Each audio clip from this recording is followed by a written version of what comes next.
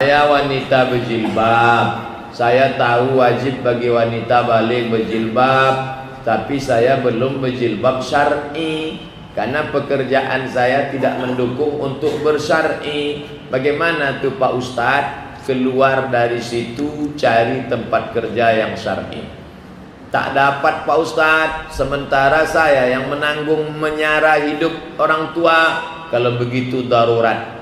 Ad-darurat tubihul mahzurat. Bekerjalah di situ agak 2-3 bulan, tapi sementara itu cari yang bisa pakai syar'i. Tapi kalau pilihannya dua, di sini bekerja tak syar'i, gaji 10 juta. Begini bekerja syar'i, tapi cuma 4, tinggal yang 10, ambil yang 4. Kau akan dapat barokahnya. Karena kalau rezeki tak barokah, duit antu dimakan setan, tak ada barokah sama sekali. Pertahankan akidah. Bilal bin Abi Rabah bukan masalah makan, tapi masalah akidah, dijemur di atas panas tadi. Ammar bin Yasir disiksa sampai hilang kesadaran. Engkau hanya sekedar melepas jilbab tak syar'i menjadi syar'i saja berat. Di mana letak jihadmu di hadapan Allah Subhanahu wa ta'ala? Hari ini bisa saja orang Islam merasa resah dengan keislamannya, merasa gelisah dengan keimanannya. Sudah baik. Ini saudariku ini hatinya masih hidup. Dia masih mempermasalahkan syar'i tak syar'i. Sebagian lagi jangankan jilbab syar'i, tak berjilbab pun tak dia permasalahkan. Berapa banyak yang melepas jilbab? Guru melepas jilbab hanya karena ingin dijadikan artis sinetron. Itu pun sekali tayang. Apa hukum berobat kepada ustadz tapi pakai jeruk? Jus lah itu. Dan bunga rampai. Biasanya yang pakai jeruk-jeruk dengan bunga ini memanggil hantu, pakai jin.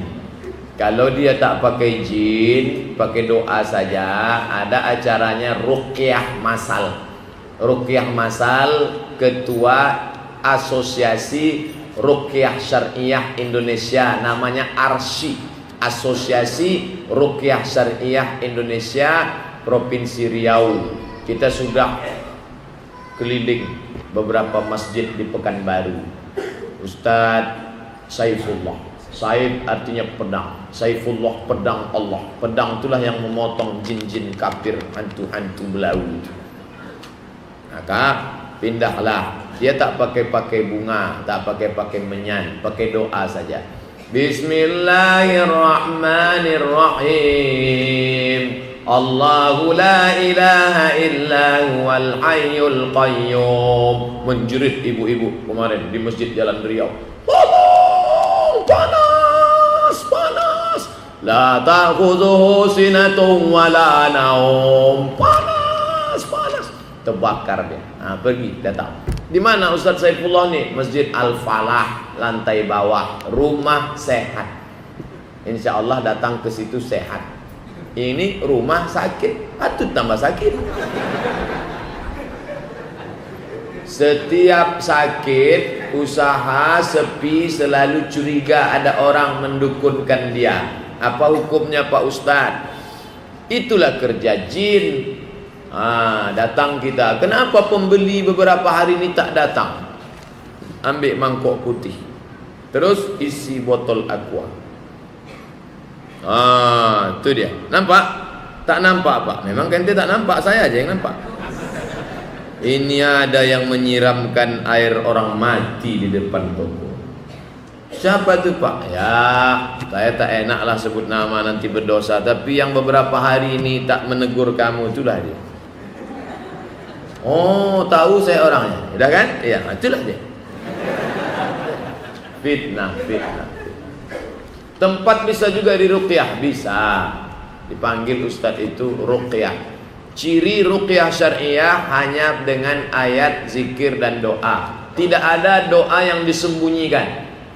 Tak ada doa sembunyi. Semuanya jelas. Pakai makharijul huruf. Allahu la ilaha illa huwal hayyul qayyum. Kalau ada yang disembunyikan, nah itu pakai mantra. Allahu la ilaha illa huwal hayyul qayyum. ditambahnya dengan yang tidak-tidak, dengan pantun-pantun petatah petitih. Tak betul. Saya seorang pendidik, guru digugu dan ditiru. Saya ini guru, saya digugu dan ditiru. Saya pakai peci hitam, murid saya ikut pakai peci hitam, lengkap dengan miringnya sekali. Maka saya luruskan. Saya seorang guru. Apa hukumnya bersalaman dengan siswi di sekolah? Saya sampai sekarang belum pernah bersalaman dengan mahasiswi. Padahal mahasiswi itu cantik. Saya baru pulang nih dari Maroko, di Fakultas Tarbiyah. Diulurkannya lah tangannya. Ustaz,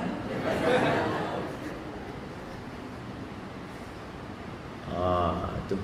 Tapi Ustaz Anu enak aja salaman. Mungkin ilmu dia sudah banyak, saya belum lagi. Saya berpegang kepada hadis. Pertama, Nabi tak pernah menyentuh tangan perempuan. Sedang Nabi aja tak berani, maka aku pun takut. Yang kedua, li ayyut'ina ala ra'si ahadukum, ala ra'si ahadikum, ditusukkan paku dari neraka ke kepala kamu lebih baik daripada kalian menyentuh tangan perempuan yang tak mahram. Saya tak bernafsu nengok murid saya itu, Pak Ustaz. Setan tak pernah mengajak berzina. Berawal dari tatapan, muncul keinginan, dan berlanjutlah dengan kelanjutan yang tak tahu entah kemana akan pergi. Maka sadduz zari'ah, menutup pintu dosa, paling mudah. Tinggal sampai ke kampus, namaste, namaste, kya hal hai, tike. Kya hal hai artinya apa kabar, tike artinya baik. Ustaz, kok dulu kami musim haji kan kerja dari Kairo ke Makkah, kerja sambil haji. Itu banyak kawan-kawan India. Kya hal hai, tike, coach hota hai. Jangan pegang tangan dia, tak boleh. Mohon doa untuk kesembuhan istri dari jamaah. Nanti kita di akhir majlis berdoa. Entah dari mulut yang mana doa itu dikabulkan Allah Subhanahu wa ta'ala. Ada mulut yang tak pernah makan riba, ada mulut yang senantiasa basah karena zikir. Amin, kata dia. Kita mohonkan kepada Allah Subhanahu wa ta'ala. Apa sikap kita terhadap pengusiran Ustadz Khalid Basalamah yang berpemahaman Salafi Wahabi oleh Banser NU? Dua-dua tak bisa dibela. Yang ini memang asik mengejek-ejek aja. Bid'ah, dolalah, neraka. Bid'ah, dolalah, neraka. Lama-lama panas juga telinga Banser itu. Banser nih pun tak juga bisa dibela. Giliran ke Khalid Basalamah dia garang. Giliran ke pendeta mengejek-ejek, Iwan Bopeng diam aja dia. Jadi dua-duanya orang berkelahi, dua-duanya ada salahnya. Dua-duanya objektif menilai. Kalau kita terlalu ke sini, ini yang benar, ini yang salah. Ini ada juga salahnya. Janganlah main pukul rata aja. Ingat pesan Ustadz Abdullah Hadrami, Ustadz Salafi dari Malang. Ketika kau menunjuk saudaramu, hai pelaku bid'ah, maka otomatis kau sudah mengatakan, hai penghuni neraka. Kalau tak sepakat ulama bid'ah, janganlah dibid'ahkan. Tak sepakat ulama tentang bid'ahnya, jangan bid'ahkan. Tapi pada perkara yang kita sepakati, kita harus keras. Buya Hamka tipe yang paling. Dalam masalah Natal keras dia, tapi dalam masalah berbeda pendapat, kunut subuh, masalah usolli, masalah sayyidina, nata'awan fi mattafaqna, mari berlapang dada menerima perbedaan. Wa nata'azar fi makhtalafna, mari kita berlapang dada menerima perbedaan. Mari kita beramal pada perkara yang kita sepakati.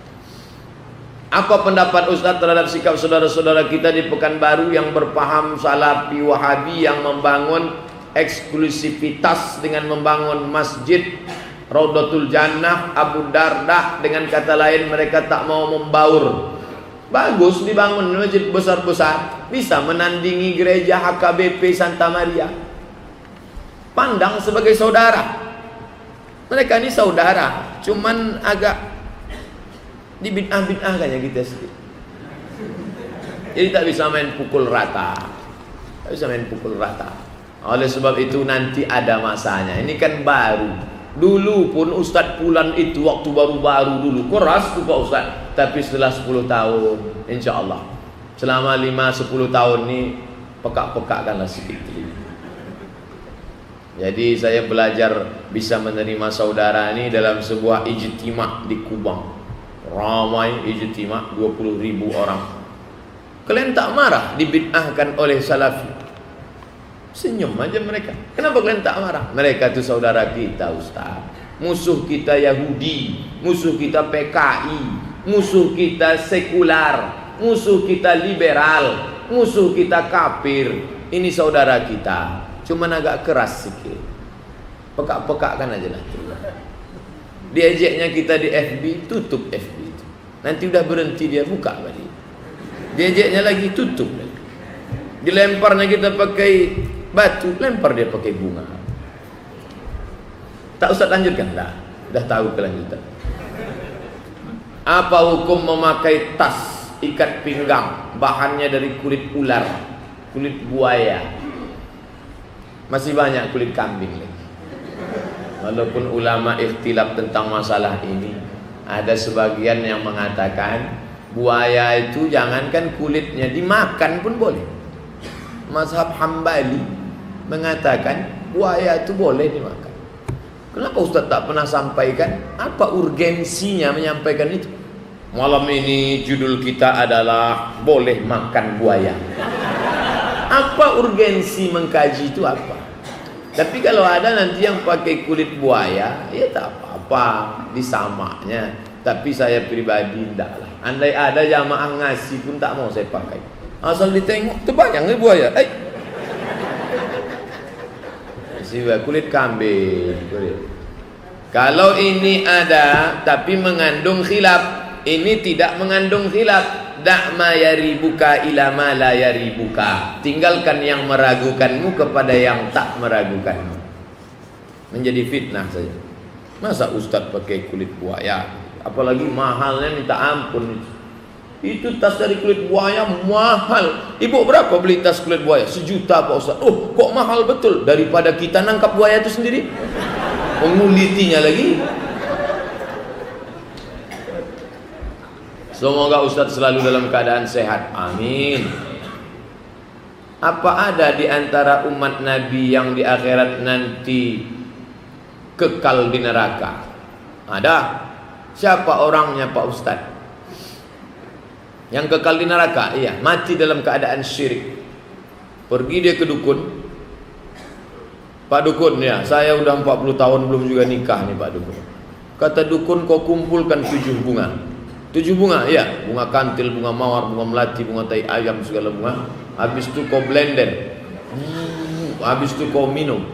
Begitu diminum, muka pun berubah kemerahan, mati. Itu tak ada ampun. Itulah makna innallaha la yaghfiru an yushraka bihi. Allah tidak mengampunkan dosa syirik. Wa yaghfiru ma duna dzalika liman yasha. Adapun selain syirik diampunkan Allah. Itu maknanya. Bukan berarti orang yang pernah syirik tak diampunkan Allah. Sahabat-sahabat Nabi itu dulu pernah syirik. Pernah mereka menyembah Lata, Uzza, Manat, Hubal. Tapi sebelum mati taubat. Sedangkan ini tidak. Begitu diminumnya mantra itu langsung mati, tak sempat taubat. Itu kekal dalam neraka jahanam. Na'udzubillah. Jangan kedukun. Jangan kedukun. Jangan kedukun.